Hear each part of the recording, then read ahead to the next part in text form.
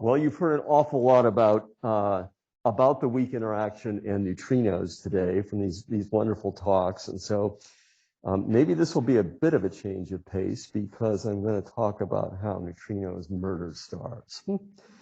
So just to remind you, there's a program going on here at KITP, and it really is this. It's neutrinos as a portal to new physics and astrophysics.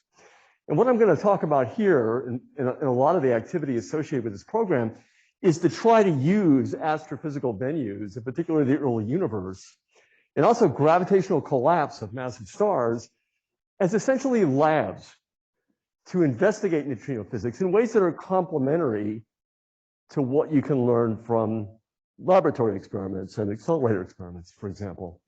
And so what are the kinds of things we're going after? We've heard a lot about that today. Obviously, physics that surrounds the idea of neutrino mass, mixing between the different neutrino flavors, lepton number violation, which these venues are very sensitive to, and kind of an astrophysical problem, which was alluded to, I think, in the earlier talk, was if we have a dense gas of neutrinos, the self-interactions between the neutrinos, the weak interactions, can actually, they're nonlinear because the potentials that determine how a neutrino changes its flavor depends on the flavor states of the neutrinos. And it's fiercely nonlinear. Nonlinearity is something we physicists don't handle well. Human minds don't handle this well at all. And so we're grappling with how to calculate that. And then there are these other interesting issues that we just heard about in beyond standard model physics, especially in the neutrino sector, sterile states, dark sectors, et cetera. And we have all kinds of potential handles on this. You've heard a lot about Dune and experiments, for example, but also astronomical observations of the cosmic microwave background radiation that tell us about what happens in the very early universe, et cetera. So now, let's talk a little bit more about the weak nuclear force. Much about the weak nuclear force, as you've heard about, remains mysterious, and consequently, it's the subject of a lot of intense research right now. And I just want to emphasize that it really does deserve this moniker weak, right?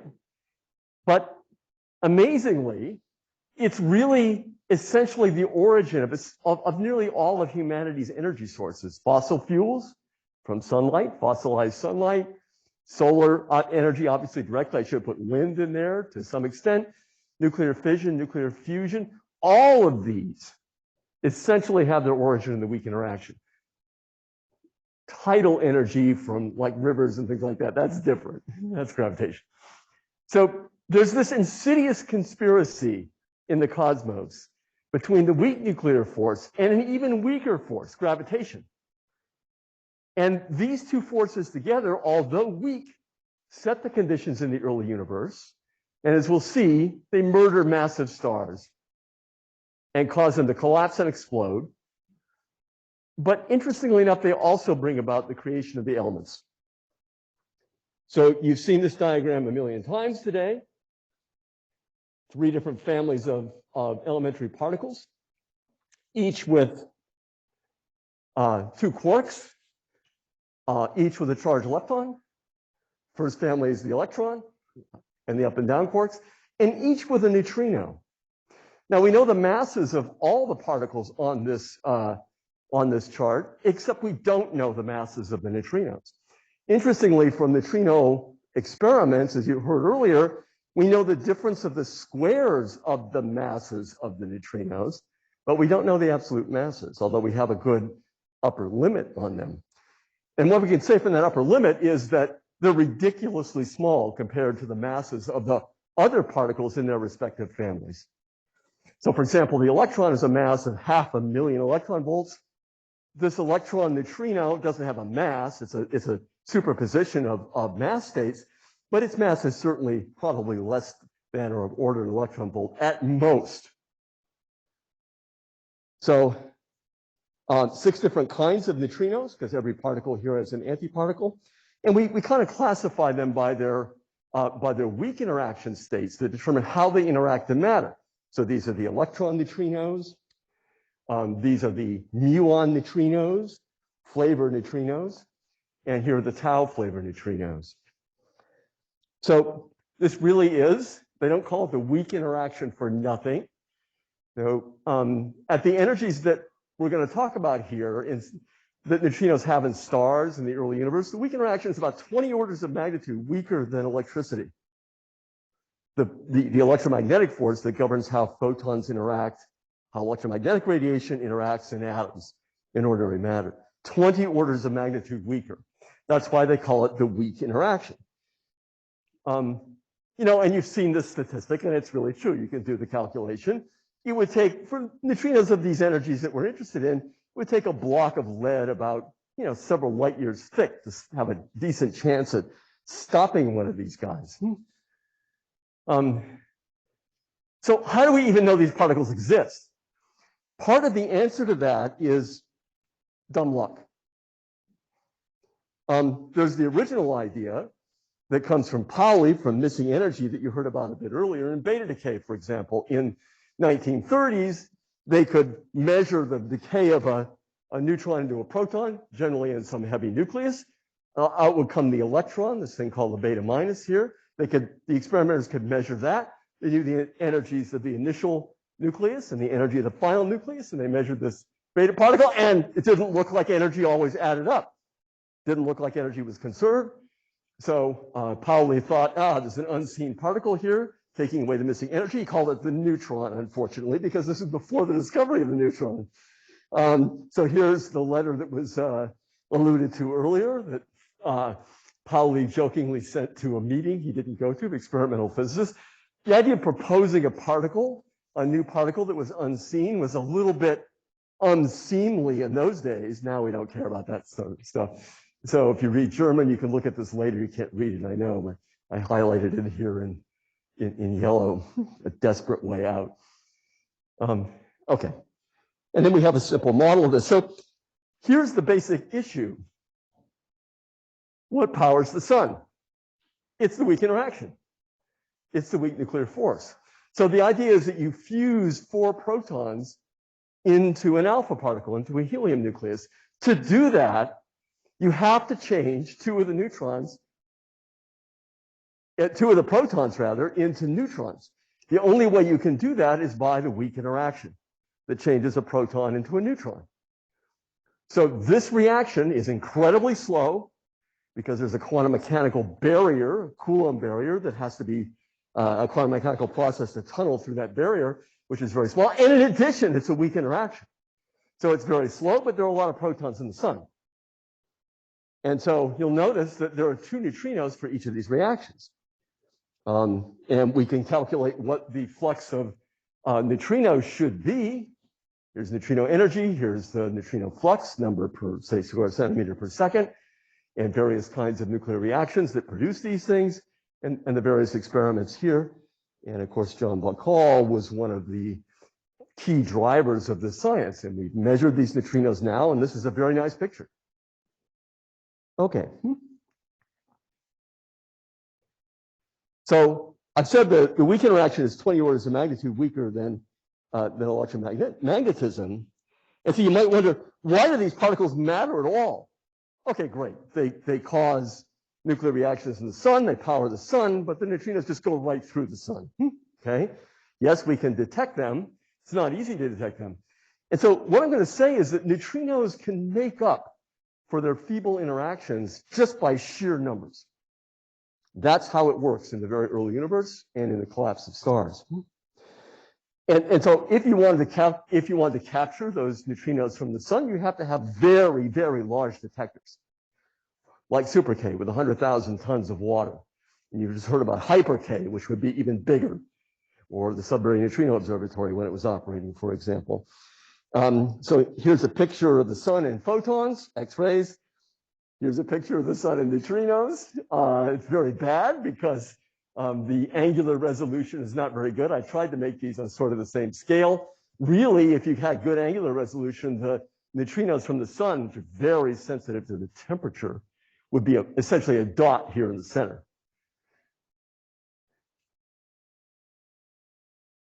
So why would anyone care about these weakly interacting particles?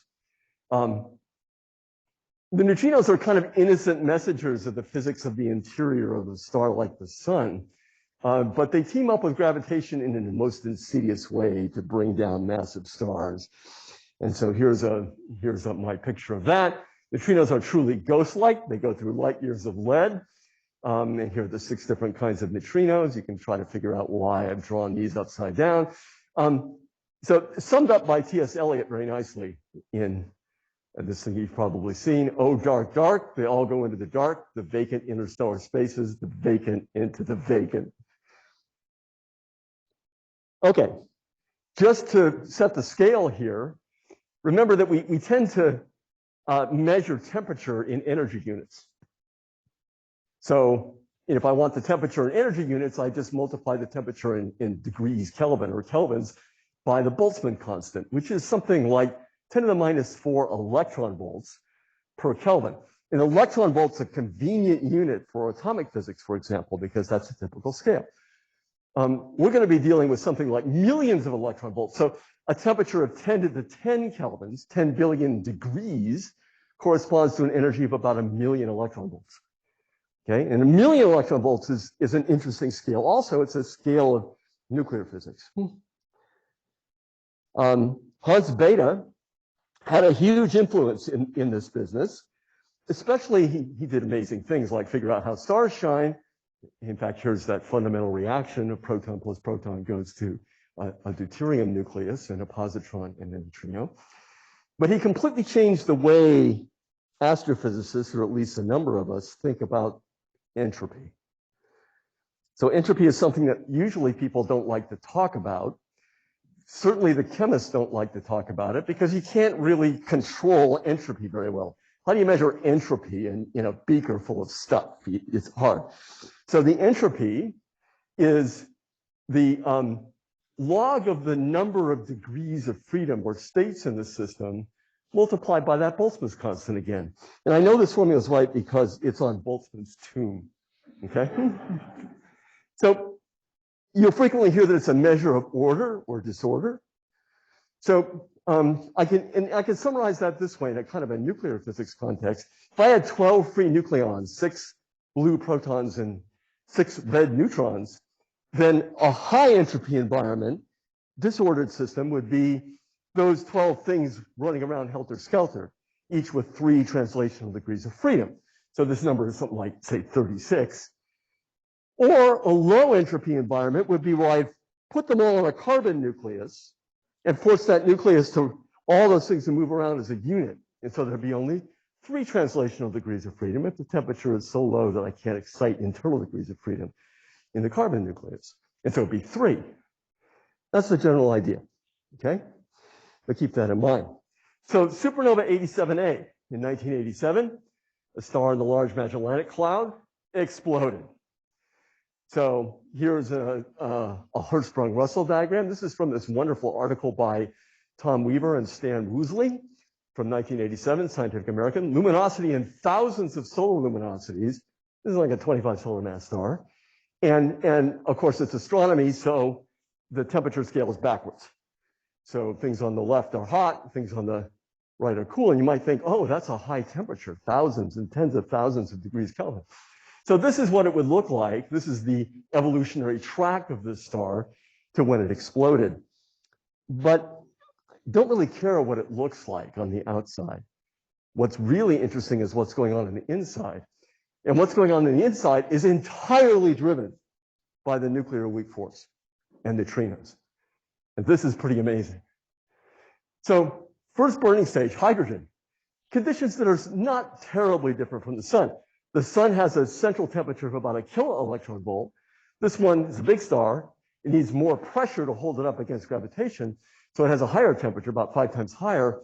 The density is lower. The central density in the sun is about 100 grams per cubic centimeter. Remember, the density of water is 1 gram per cubic centimeter. This is about 5. And where the sun takes 10 billion years to do that burning that we just talked about, this thing will burn up its hydrogen in of order 10 million years. Okay, so fantastically shorter timescale. The reason for that is the nuclear reactions are very sensitive to temperature, and this is a higher temperature. Once the hydrogen burns to helium, then helium can burn, but only if it gets a lot denser and hotter. So it gets a lot denser. It only takes about 500,000 years to burn the helium. Helium burns to carbon and oxygen can fuse also. And you'll notice that, oh, not hundreds of thousands of years. Now it's 600 years to burn up all the carbon and oxygen. Neon magnesium burns in a year. Silicon burns in about a day to the peak of the binding energy curve for nuclei, and that's like iron. So there's a fantastic acceleration of the burning rate. And that comes about because from core carbon-oxygen burning onward, the luminosity of the star is dominated by neutrino emission. The neutrinos, the nuclear reactions are going furiously, and all the energy is being sucked out of them, out of the star by neutrino emission. The neutrinos just escape. So once it gets to iron, the game is done. You know, and there's something else that happens. The neutrinos are taking this energy away, and they're refrigerating the core. So the pressure now that supports the star is not coming from the Maxwell-Boltzmann pressure of neutrons and protons running around. It's coming from electrons, because of the Pauli principle, shoved together and forced up the higher energy states. Okay, these are degenerate electrons, and they're moving near the speed of light.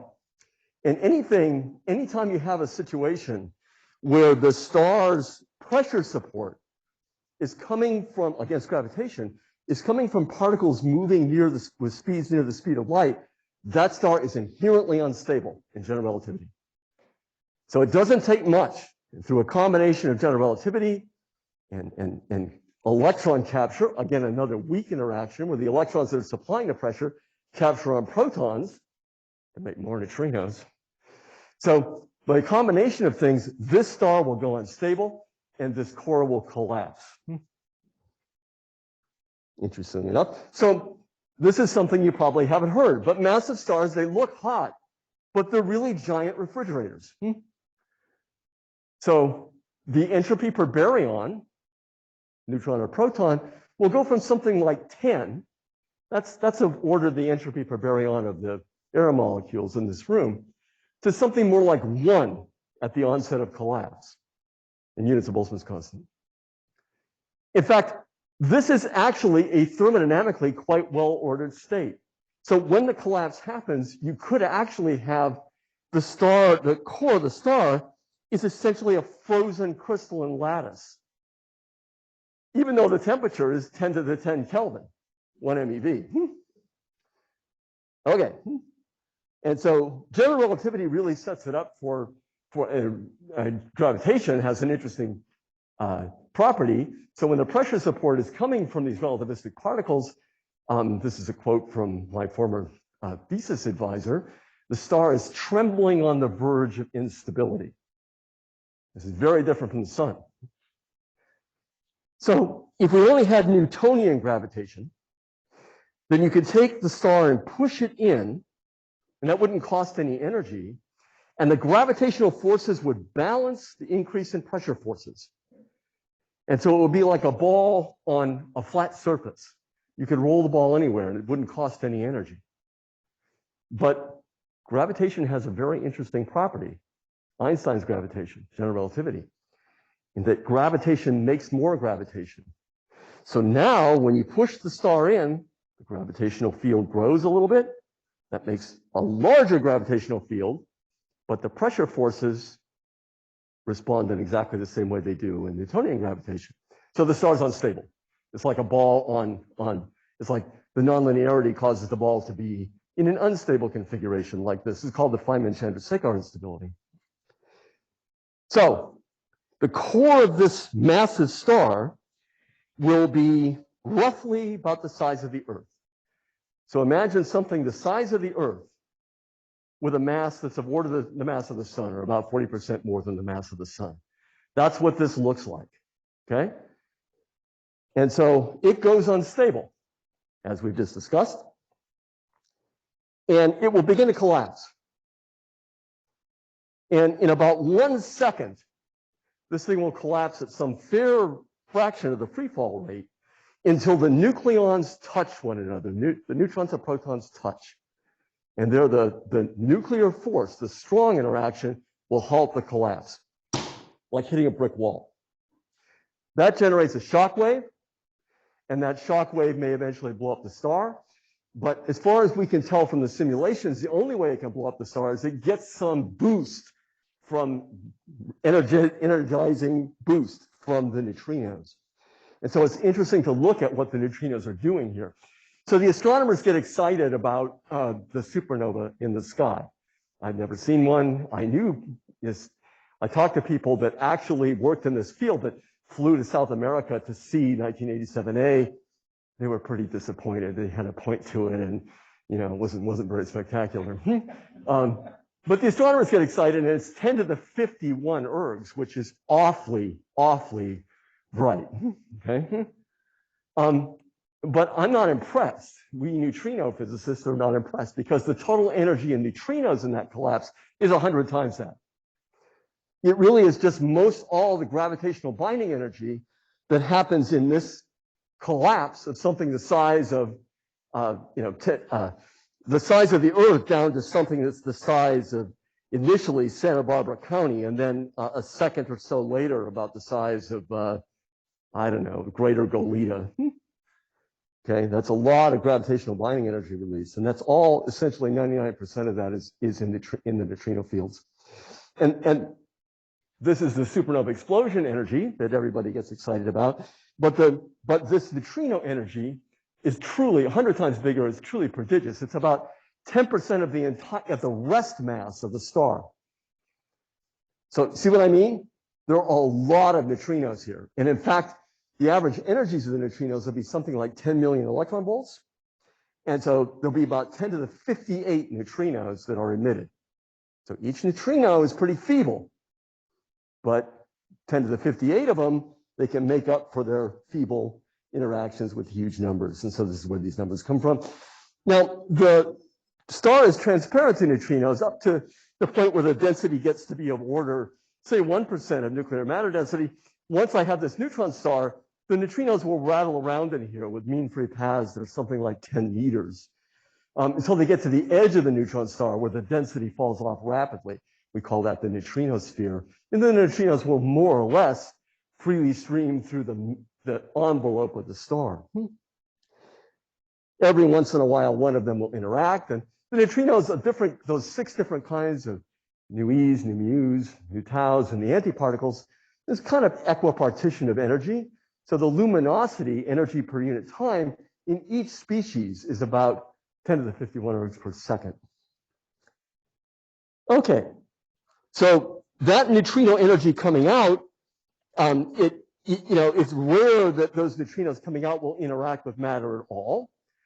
But once in a while, one of them will deposit energy by one of these charge current processes here.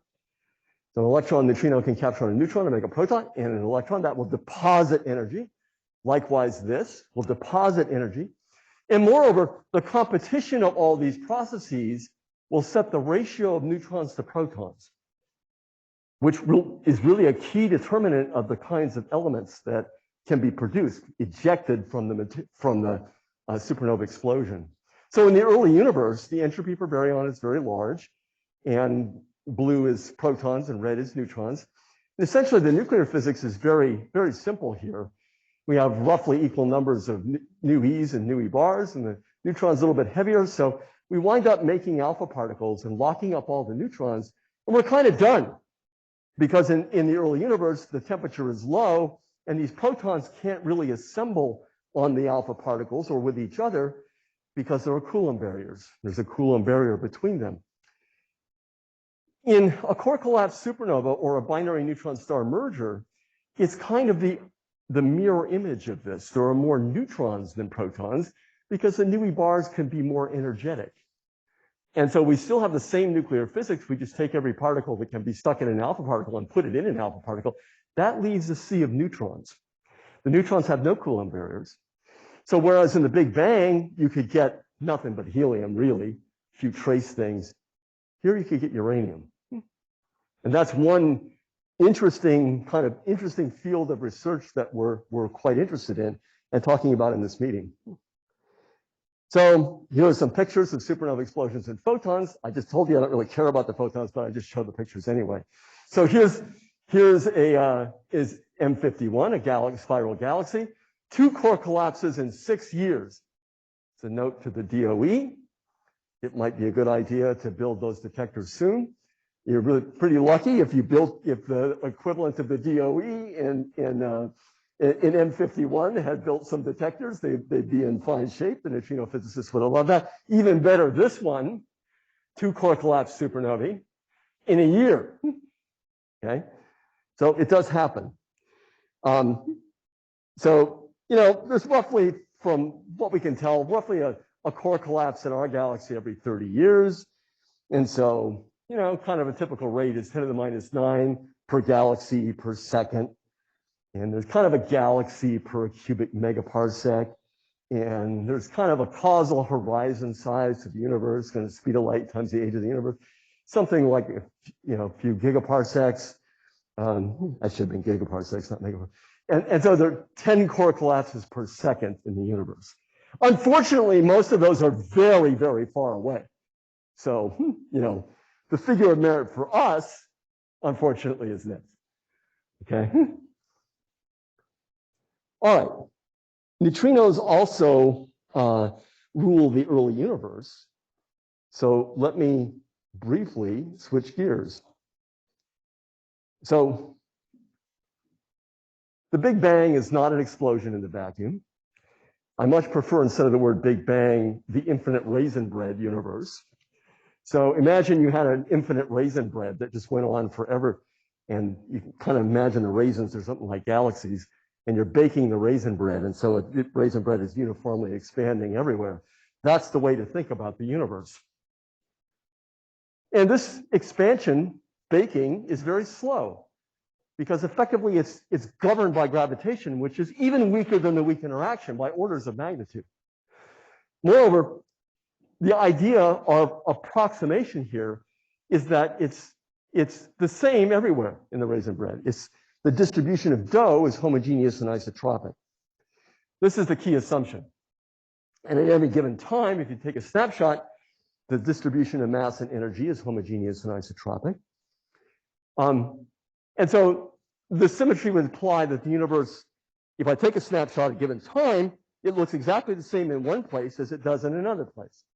That's obviously wrong, right? Just take a look around you. That's not true. But we think it seems to work. On average, if we average things out, it seems to be a pretty well-respected symmetry. We know that, by the way, from the symmetry, the observed smoothness of the microwave background. So gravitation is weak. It controls the expansion rate of the universe.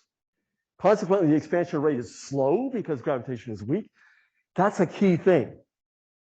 The expansion rate is slow, and that allows very weakly interacting particles like neutrinos and maybe other particles beyond standard model particles that interact even more weakly to interact and come into thermal equilibrium and therefore influence the dynamics and nucleosynthesis that might happen in the early universe.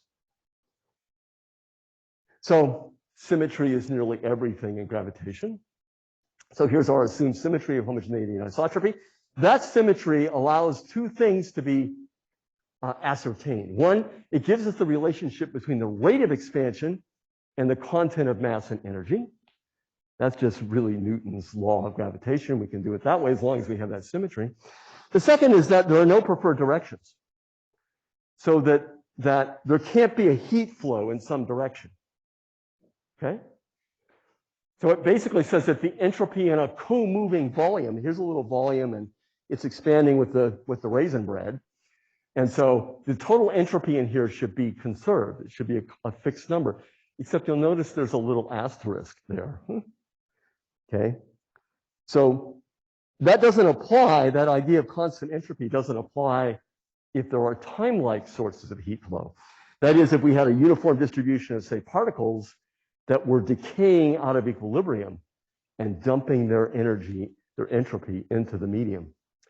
In any case, this is kind of crucial because it gives us a relationship between the temperature and the expansion. Okay, now what we do know from the cosmic microwave background is the entropy here is very high, even compared to what I was showing you earlier. So there's something like 10 to the 10 photons for every baryon. And that means that if the neutrinos come into equilibrium because this expansion is slow enough, and we know that they do, that there's 10 to the 10 neutrinos for every baryon. So again, the neutrinos can make up for their feeble interactions with lots of large numbers. And kind of a figure of merit is that in this early phase of the universe, the age of the universe is something like 1 second divided by the temperature in MeV squared. So when the universe is 1 second in age, its temperature is about 1 MeV. And so there's that's a high temperature. And so essentially, depending on the temperature, the standard model particles and perhaps others that we've not found in the lab could be in the soup of what's in there in the early universe. In fact, here is the Primordial Soup. This is a cartoon by James Bullock from UC Irvine. In fact, you can read it right here. It says, questions or comments, email Bullock. He doesn't give it his correct email address. Allow up to 10 to the 33 years for refund. Okay. So here are the ingredients, essentially nothing. Okay, but quick and easy directions, just add dark matter. Quick meal in 13.8, but anyway, you get the idea. Okay, so what was the universe like when it was 1 second in age? Temperatures of 1 MeV, 1,000 times the temperature at the center of the sun. So if I think about what about the mass contributed just by the rest mass of neutrons and protons? Well, that's roughly about 10 to the minus 3 grams per cubic centimeter. That's like the density of air. That's about 10 to the minus 3 grams per cubic centimeter. But most all the energy is not in neutrons and protons.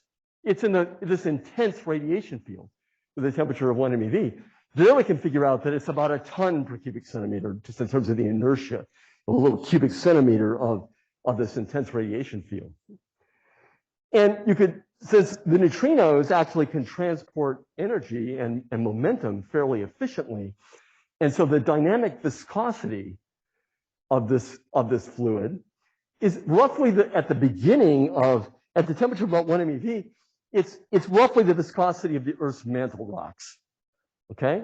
But the neutrinos will start to, the targets that the neutrinos can scatter on will be decreasing in number density as the universe expands. The energy of the neutrinos will drop, and so their probability of interacting will drop. Eventually, the material will let go of the neutrinos and they'll freely stream. And the viscosity will wind up being 0 or near 0. Okay. So the idea is that this could be a great lab for exploring the physics of the early universe and beyond standard model physics. So one way we can do that is by studying the cosmic microwave background radiation, the photons that are left over from that high temperature regime. So here's a cartoon you can find on the internet. Here's a picture of the temperature on the surface of last scattering of the photons. Imagine those of you from Southern California know that in June, we got June gloom. You look up and there's an overcast layer, and you can see kind of structure on the bottom of that overcast layer, right? So this is looking up at the photons coming from the last time they scattered, which was when the universe was about a little less than 400,000 years old. And there are hot spots and cold spots. The hot spots and cold spots differ in temperature by about 1 part in 10 to the 5. So it's really incredibly smooth. That's our best indication that this symmetry, homogeneity, and isotropy is actually correct. Okay? And so we can calculate how many, we know how many photons there are. The photons, the material lets go, the matter lets go of the photons when the temperature drops to about 0.2 electron volts. And that means there are about 400 microwave background photons here in this room per cubic centimeter. And we can easily measure those.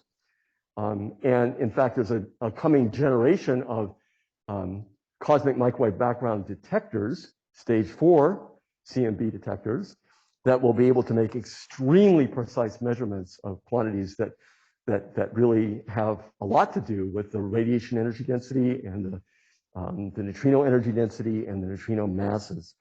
So we're looking forward to that. Also, there are neutrinos that are background neutrinos that are kind of the analog of these photons. They decouple from the matter earlier, but their number densities are actually fairly similar. They decouple at temperatures of order 1 MeV, a bit lower than that. And so there should be about 300 of those neutrinos, those cosmic relic neutrinos. The C nu B, the cosmic neutrino background, should be about 300 per cubic centimeter. But they're incredibly cold. So the temperatures of the energies of the photons we measure here are something like 10 to the minus 4 electron volts. And likewise, the temperatures of the energies of these guys, these neutrinos, would be like 10 to the minus 4 electron volts. So those cross sections are really, really small.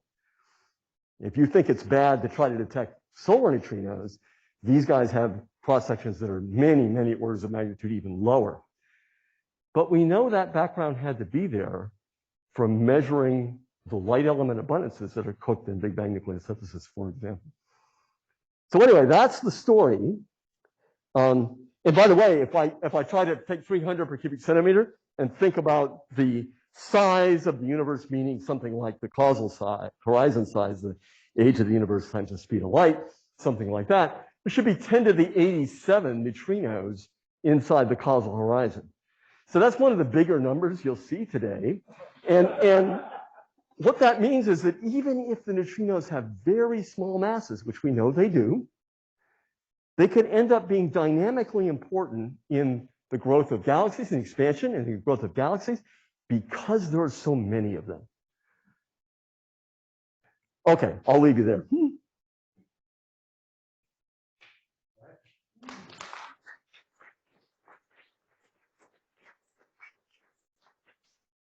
Thank you, George, for the very enthusiastic talk. Questions? You mentioned earlier about the need to build more detectors before supernovas happen. So what would be the cost of that? What would be the investment of DOE and other funding agencies to do that? Well, we have to be very careful how you ask the funding agencies to fund neutrino detectors, because if the agency is in the business of building particle accelerators and detectors associated with particle accelerators, when you tell them that you're going to build an expensive detector that will sit there for 30 years, they generally their first impulse might be to call security and have you escorted out of the building, right? So you have to be a little bit careful with this. So generally, detectors have to have a day job. We've already heard about that, right? With DUNE, for example, which is a liquid argon detector designed to detect the muon neutrinos coming from the beam at Fermilab. And it has a well-defined, as you heard in the talks today, of all kinds of interesting physics you can do with that. In addition, that detector, that liquid argon, can sit there, hopefully for a long time. Although, actually, one wonders. I mean, the sociology of the high energy physics community is actually not building detectors that sit there for 30 years. It costs money to keep those detectors going. So anyway, if you could keep it going long enough to get a supernova in the galaxy, then a liquid argon detector like DUNE could be extremely important, because it actually has a detection channel, the charge current capture channel of electron neutrino on argon 40, that really tells us something very important about supernovae. And if I put that together with something like Hyper-K, again, Hyper-K has a day job too. We just heard about that. If nothing else, it can look for proton decay and set a limit on that.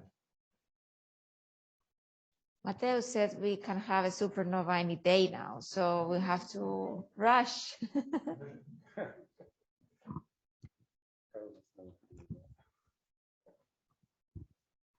Could you repeat your last sentence that you kind of concluded on about neutrinos and formation? You kind of said neutrinos could tell us about because they do have mass, they do have inertia.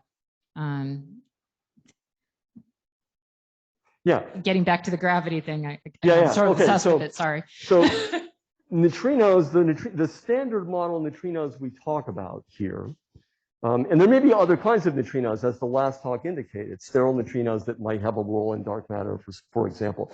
But let's just confine our discussion to just the standard model neutrinos. And we know that there has to be a relic background of those standard model neutrinos. We know that from the light element abundances. And by the light element abundances, I mean helium and deuterium in particular. We know that the neutrinos had to be there when those elements were formed the way I showed you, okay? So there are a lot of those neutrinos. And so the role those neutrinos play in this story, in the evolution of the universe, has to do with how structure forms. So you see that this picture here, there are fluctuations in the temperature of the photons. Well, that means on that surface of last scattering, just before those neutrinos decoupled, they were coupled to the matter. So there were fluctuations in the matter density also on that order. And in fact, our model of how structure grows actually fits very nicely with this picture. But it could be ruined by neutrinos. Because if you try to scoop up neutrinos, if gravitation tries to scoop them up with your hands, the neutrinos just go right through. Okay? So the neutrinos will damp the growth of structure. And so they can absolutely ruin this agreement we seem to have on the way in which structure grows. So you can, there's a limit on how much mass they can have that we can derive from that. And essentially it's this. I mean, the more mass the neutrinos have, that means the less cold dark matter there is, right? Because those neutrinos will be cold dark matter at the current epoch, which means there was less cold dark matter at the time when the neutrinos were moving at the speed of light near decoupling, when these structures were growing. And so those neutrinos damp the structure more efficiently. So if we can get some handle on the rate at which the structures grow, coupled with kind of a baseline normalization of this from the cosmic microwave background, then we can get a limit on the sum of the neutrino masses, or at least that and some limit on their energy spectrum. So this is not really a neutrino question, but the fusion in stars to iron. Why is it iron? I know that the binding energy is high, but I've heard that nickel has a higher binding energy. Yeah, that's right. Why isn't it nickel? Why is it iron? And because this is not, these nuclei are not sitting in a laboratory. These nuclei are sitting in this environment that has a very, very high electron Fermi energy. Remember, by the Pauli principle, you can't, right? An electron can't occupy a state that's already occupied by an electron. So that prevents some nuclei that would be unstable in the lab from decaying inside the star. And by the way, the star doesn't have to go all the way to iron to collapse. Again, what sets it up for instability is the fact that the entropy is low, and it's the electrons that are moving near the speed of light that are supplying the support pressure. So actually, for somewhat lighter pre-supernova stars, those with masses like 10 or 12 solar masses, maybe between 8 and 12 solar masses, these are things the astronomers call oxygen, neon, magnesium core collapse supernovae. The core actually will collapse, will be unstable and collapse when it's made of carbon, oxygen, and neon. Thank you so much. Are there any indications that a supernova event will happen sometime soon? Well, that's a really good question. So, it'd be great if Betelgeuse collapsed. Maybe not if you're around Betelgeuse, but it'd be great. It'd be great for us, right? It'd be wonderful for the field if Betelgeuse exploded, because it would be incredibly bright, and neutrino people would be extremely happy. My first graduate student, however, was Yang Chen, who reminded me that in Chinese history, it's a different story. That of course, when the Crab supernova exploded. It was observed in China, apparently not Europe, but in China. And the job of astronomers then was to, kind of predict and log new stars in the sky and, things that went bump in the night. And this was a huge embarrassment. And this thing is as bright as the full moon and kind of a huge embarrassment. So they were beheaded. So, I mean, just a word of warning, right? That maybe it's a little bit careful. So.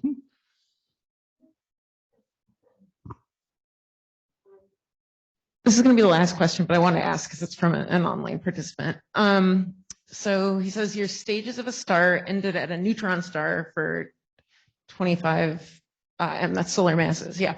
Are electron stars created similarly? And then would neutrino stars be possible? I'm sorry, that last part, what's the... Sorry. He said, so are electron stars created similarly? Electron star? Andrew, do you want to unmute and ask your own question? Oh, I can unmute. Can you hear me? Yes. Great. So the interior pressure of the neutrons balancing out the gravity in between, is that the strong or weak force? It's essentially the strong interaction that provides the pressure support for a neutron star. Okay, and I've Not heard, the is it electron. possible? Although there are degenerate electrons there have to be inside the neutron star to prevent the neutrons from beta decay. Okay, so is there such a thing as a star core of straight electrons? Well, the electrons will not provide the dominant pressure that supplies the pressure support to hold the star up against gravitation. And likewise, it's really not neutron degeneracy pressure that holds up the star either. It's really the strong interaction. It's really that you jam these nuclei, these neutrons together so they're effectively touching. Fantastic, and neutrinos interact with the weak force, so not even close to maintain. Eventually, the neutrinos will take all the energy away, and the neutron star will wind up being cold. So we know about many neutron stars now, something like about 100 million in the galaxy. There should be roughly that number. There's roughly a supernova every 100 years, and the galaxy is 10 to 10 years old. So there's been something like 100 million collapses in the history of the galaxy, and so roughly that number of neutron stars as well. Now that answers the question. Yes, thank you. Any other questions? All right, I guess we have to thank George again, once again.